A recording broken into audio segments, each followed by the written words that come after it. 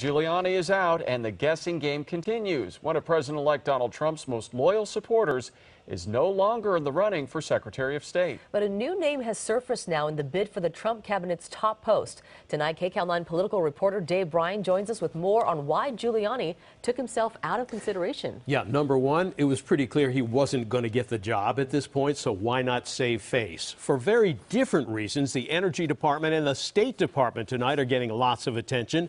At Energy, there are new concerns about what some are calling a witch hunt against environmentalists. And the one everyone thought would be getting the Secretary of State job just a few weeks ago has now removed himself from the hunt.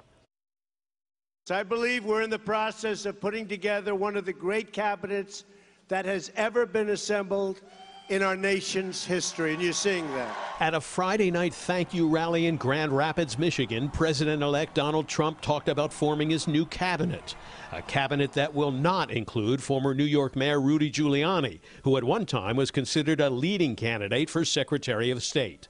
But in a late Friday statement, Mr. Trump announced that Giuliani removed his name from consideration in a meeting held on November 29th. That's the same day Trump dined with Mitt Romney a couple of weeks ago.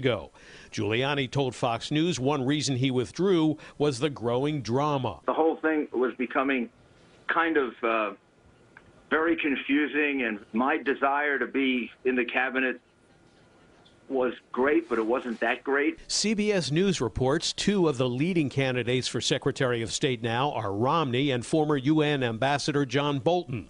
Giuliani told Fox News Friday night that Romney's bitter attacks on Trump during the campaign might be hard to overcome. It's one thing to have a team of rivals. It's another thing to have a team of enemies.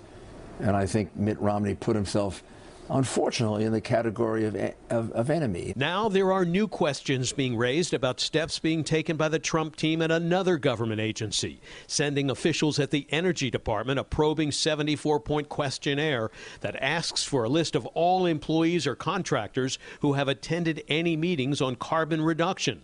Some critics suggest the questions might be geared to rounding up the employees and programs that are most directly targeting climate change. And some Democrats at the Capitol are wondering if this will become a witch hunt of environmentalists at the Energy Department.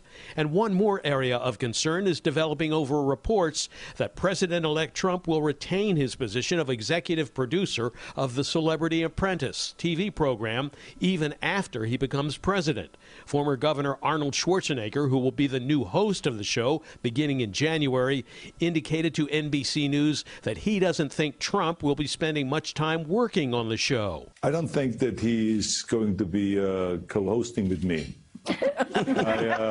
Even though maybe we have him as one of the guest advisors or something like this. I think it's weird. Even some Republicans are wondering how Trump could do both jobs, like Newt Gingrich, who put it like this to Fox News. Donald J. Trump is going to be the executive producer of a thing called the American government.